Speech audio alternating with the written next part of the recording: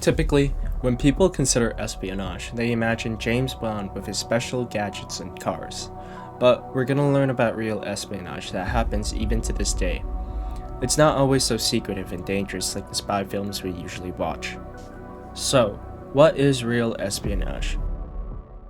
To understand this, we look to China, as they're not shy about their technological and industrial advancement. China's Industrial Revolution started much later than the rest of the world in the 1980s, more than 100 years later than some of their rivals, and therefore rely on unorthodox methods to catch up.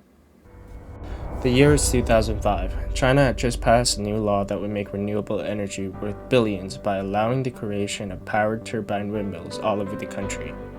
Hundreds of US companies flocked to take advantage of the glorious offer. One of the many people included the hopeful Daniel McGain, prepared to seize this auspicious moment.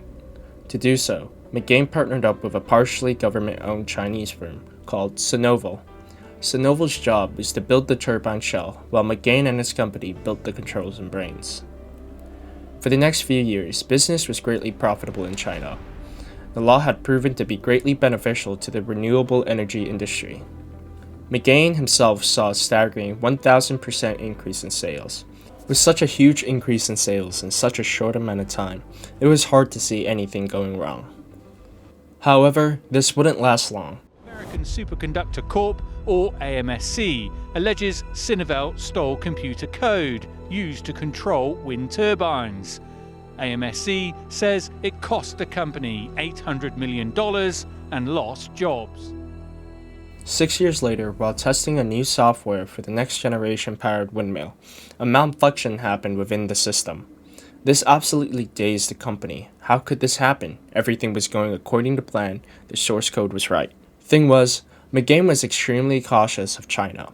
After all, they were notoriously known to steal data from US companies. He did all the right steps to prevent China from getting it though. He hid the source code. Everything was kept on paper with only a few essential individuals able to get access to them. They encrypted existing code within windmills to make it impossible to reverse engineer. There was only one possible answer left. Someone with access to the original source code had leaked it to the Chinese government.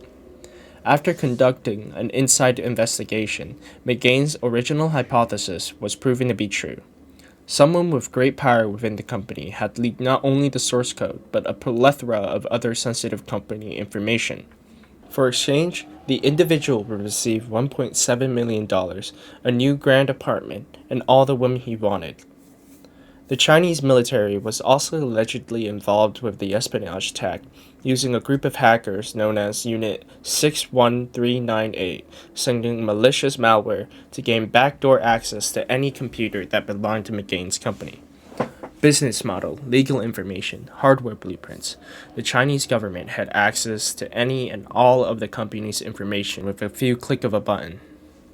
The rat was eventually sentenced to 2 years in prison and fined $270,000 for corporate espionage. However, Chinese authorities refused to comply with any sort of investigation on Sinovel, leaving McGain and his company at a huge loss. This tactic of deception is called the bait and switch. McGain was presented with the bait, the opportunity to expand and make hundreds of millions in China. By doing so, it allowed China to steal all company data and more. The bait had just switched with the trap. China has used tactics of many different Western companies, and it's proven to work on just about anyone, even on the smartest and most successful people. That's where everyone's favorite billionaire and bluebird enjoyer comes, Elon Musk. In 2021, China released new policies in order to push for more people to buy electric cars to combat the usage of gases and oils. So it was imagined heaven for both China and Musk. Musk had dominance in the electric vehicle domain for the United States, with the top two best-selling electrical vehicles being the Tesla Model 3 and the Tesla Model Y. China, on the other hand, wanted to improve trading relations with the United States, so it was a win-win for both parties. Despite warnings from social media sites and board members, Musk continued to praise China over interviews and social media. This proved well for Musk. Slowly, he started dominating Tesla sales in China as well. With full support of the Chinese government themselves, Musk was able to build a Tesla Gigafactory. Sales increased by 200% in just 2 years. Elon Musk was very likely seeing the results that Daniel McGain once had. But just like Daniel McGain, Musk would soon be met with a switch. All of a sudden, Tesla, the world's safest car according to the National Highway Traffic Safety Administration in the United States, started experiencing safety issues, security issues. People started protesting against Tesla's lack of safety during car conventions, and the same powerful people that supported Elon Musk expanding into China were adding extreme restrictions, until finally, more than 285,000 Teslas around China had been recalled.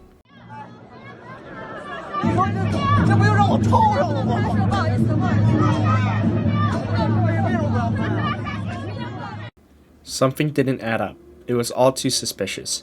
For some reason, China, with all of its power of censorship, let a video go viral of a woman protesting against Tesla. And Tesla, the world's safest car, was experiencing safety and quality concerns, to the point that all Tesla cars had to be recalled. Why did this happen? Wasn't Tesla China's EV golden boy? Tesla was still the most advanced EV in the world. Wouldn't that be damaging to China? Some speculate that it was due to America and China increasing tensions that led to China's decision to go against Musk.